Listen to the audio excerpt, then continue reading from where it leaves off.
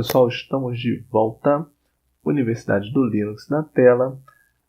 Continuando o capítulo 9, iremos falar agora sobre permissões de usuários e grupos nos arquivos e diretórios.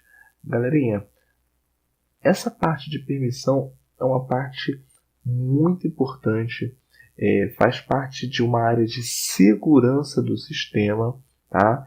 E um conteúdo que cai muito em provas de concurso e certificação, tá legal? Então é muito importante vocês entenderem, aprenderem, tá legal? O funcionamento correto dessas permissões. Então o conceito é definir quais serão as permissões de acessos dos usuários e grupos nos arquivos e diretórios. Então, um exemplo clássico que nós temos aqui, ls-lh/etc login.defs, tá? Então, ao executar esse comando, nós já aprendemos sobre a estrutura, né, de um arquivo, de um diretório. Então, nós temos o nome do arquivo, a data que foi criado, o tamanho dele. Nós aprendemos na aula anterior a modificar o usuário e o grupo dono deste arquivo, tá legal? O número de pastas, nesse caso, é um arquivo, então é somente um. E aqui as permissões, e é através dessas permissões que nós iremos trabalhar agora, tá legal?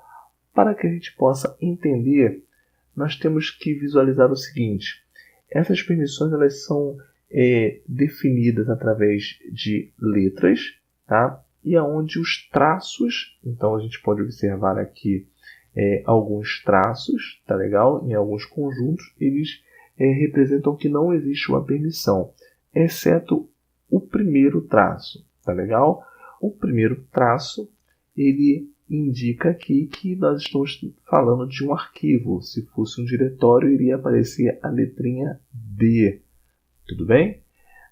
Após isso, nós separamos em grupo de 3 caracteres. Então, nós temos aqui RW e um traço. Então, esses 3 itens fazem referência ao usuário dono do arquivo.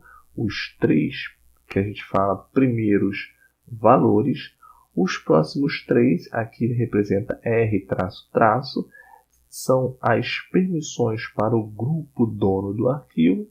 E os últimos 3 itens, as últimas 3 informações de permissão, refere-se a outros, ou seja, não é o usuário dono do arquivo e nem pertence ao grupo dono do arquivo. Se ele não é o usuário que criou o arquivo e ele não está contido dentro do grupo que está configurado para ser o grupo dono do arquivo, então ele irá receber as permissões para outros.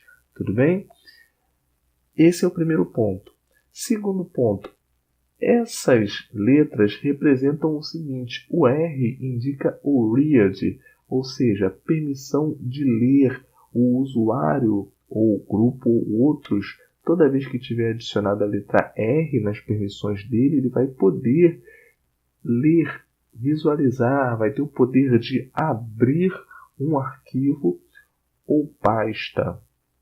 Já o W, que a gente visualiza aqui no primeiro conjunto, é a permissão write, ou seja, o usuário ou grupo ou outros, contendo a permissão write ativa, poderá escrever, ou seja, ele poderá gravar, ele poderá remover um arquivo ou diretório.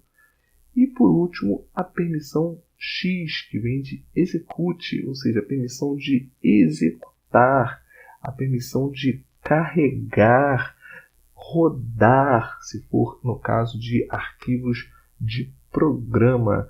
Tudo bem? Então, a segunda parte do nosso conceito é entender o significado das letras R, W, X. R, leitura. W, gravação. X, execução.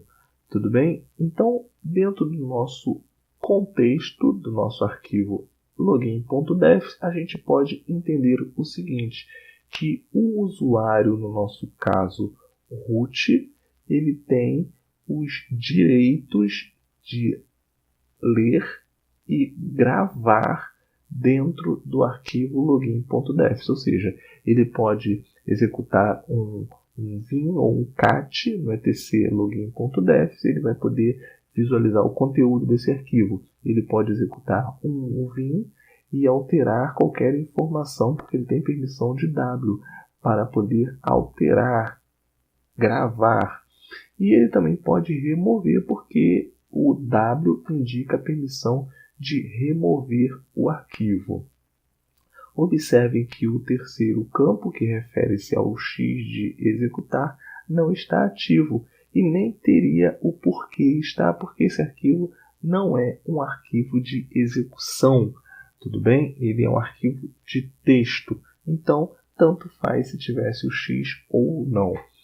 Já o segundo conjunto de 3 caracteres, que representam o grupo dono deste arquivo, no nosso caso o grupo é root, só terá quem estiver contido dentro desse grupo, só poderá ler o conteúdo do login.def.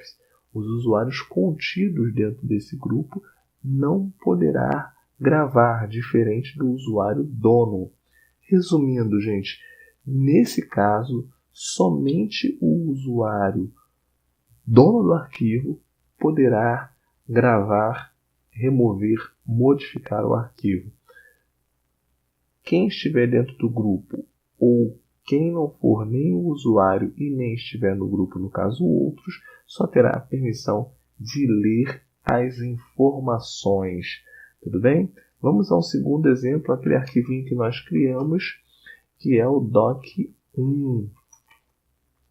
Observem que as permissões são as mesmas. Nós vamos entender o motivo das permissões serem as mesmas no momento da criação de um diretório ou arquivo, isso nas nossas próximas aulas. Mas vamos observar aqui, ó. O analista 2, ele é o usuário dono. Nós utilizamos o comando chow, chal, para poder definir o analista 2 como sendo o analista responsável por esse arquivo. Então, no caso, o analista 2, ele tem o quê? O poder de ler e gravar, modificar, remover esse arquivo. Tudo bem? Já quem estiver contido dentro do grupo info só terá permissão de leitura, tá? Ou seja, vamos executar aqui, ó, cat/etc group pipe grep info. Nós temos aqui o próprio analista 2, nós temos o analista 6 e o Alessandro, tá? Como essas permissões funcionam da esquerda para a direita, significa o seguinte: o analista 2, como ele é o dono e ele, sendo o dono, as primeiras permissões são o dono, ele recebe as permissões de leitura e escrita. Por mais que ele esteja no grupo, ele não irá receber as permissões de grupo. Por quê? Porque ele já se enquadra nos primeiros direitos que são referentes ao usuário. Beleza. Segunda observação, temos aqui o analista 6. O analista 6, ele não é o usuário dono do arquivo, então ele não receberá as permissões de usuário dono.